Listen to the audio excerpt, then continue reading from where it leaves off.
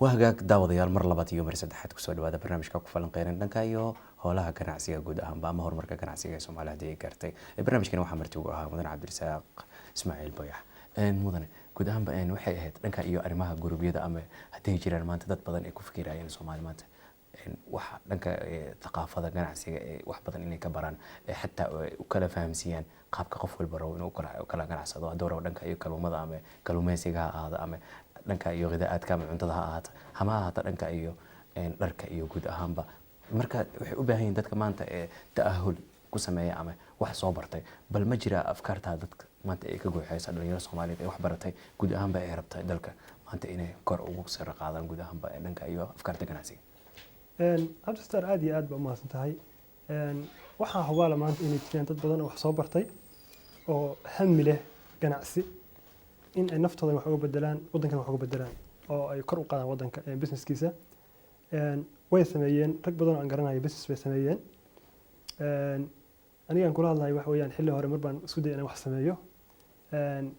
inkastoo intaan Suudaan imaanin alxamdulillah horta waa ku guuleysanay saddex nin baan arrinta ku bilownay waa ku guuleysanay asagoo shaqeynaya aan ka soo kacnay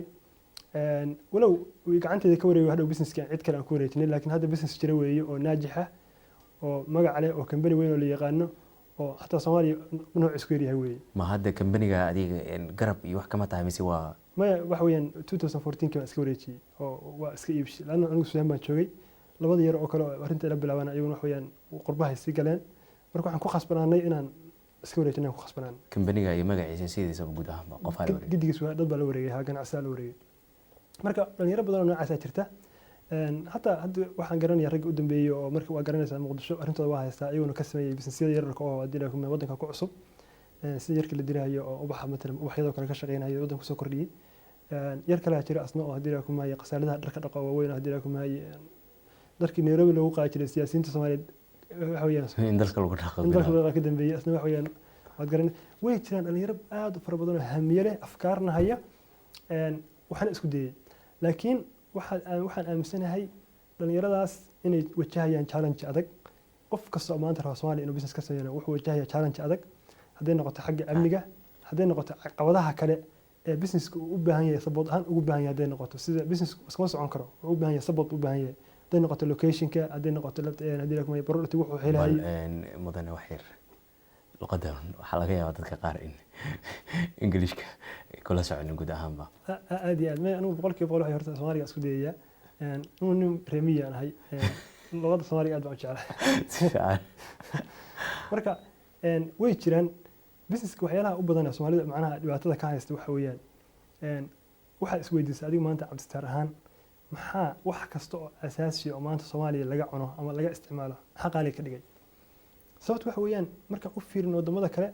waa qaali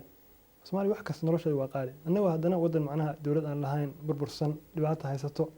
haddana waxyaalaha daruuriga la cunayo markaad qiimeysid oo adduunka meelaha ka bardhigtid Soomaaliya waa qaali sal waxa ugu filan korontada kale wadanka adduunka u qaalisan Soomaaliya waa korontada waa Soomaaliya sabab lacag ma haysan maxaa qaali ka dhigay waa garan kartaa wax qaali ka dhigay waxa weeyaan waa bay'ada ama waxyaalaha business u baahan yahay inay macnaha support gareeyaan sida hadii la kumaayay